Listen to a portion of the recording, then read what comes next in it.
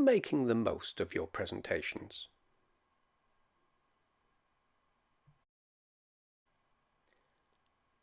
In this session, we're going to be looking at how we can create engaging multimedia presentations, how we can access existing presentations that could be stored in a cloud service, and how you could share your presentation with students and with other lecturers. We'll have a look at how some core apps and web-based services could be used generically in teaching and learning. On the screen are the 5 priorities identified by FST as key indicators of success as part of this mobile learning project.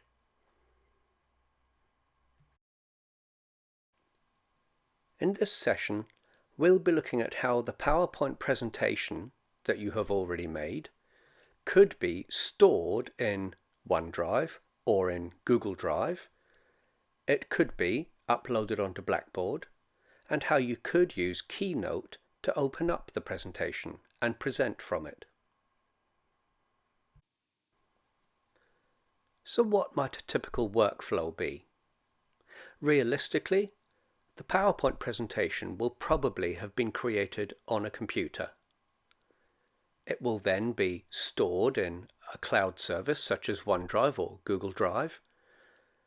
What we're interested in here is how can we open up that presentation on our iPad, and how can we present that presentation from our iPad to our audience.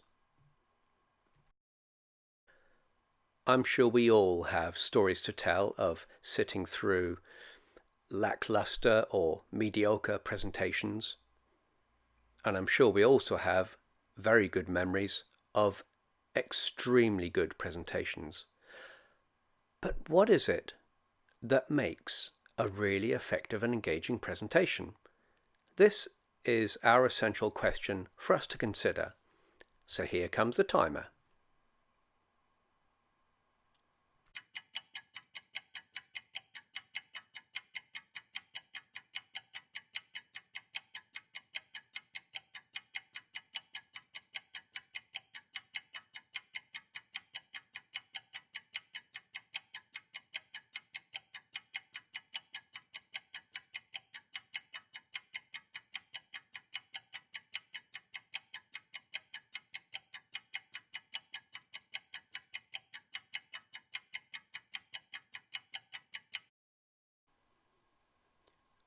On the screen now are some of the key points which have come out through discussion with other colleagues.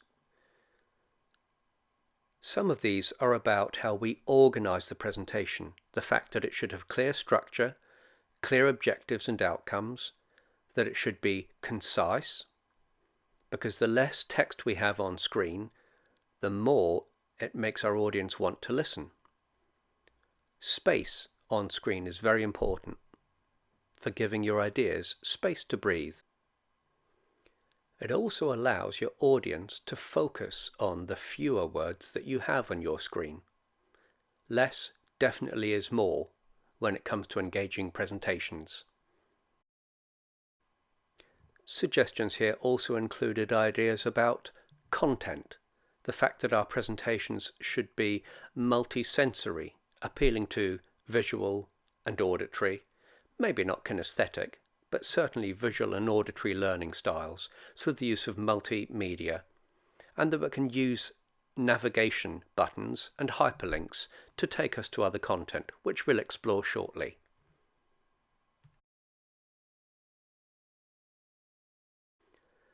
So in this session, we're going to look at ways in which we can enhance our presentations by adding in different content.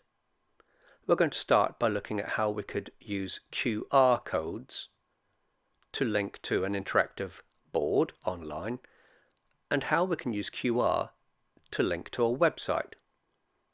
How we can link to a video, for example on YouTube, that would then play outside our presentation, and possibly how we embed video in our presentation. Clearly, the advantage of embedding the video means that that video plays inside the presentation, not outside of it, and it also means that we have that video on our device so that we're not reliant on internet access. When you're ready, open up Presentations number 2, where we'll be looking at how we can enhance presentations.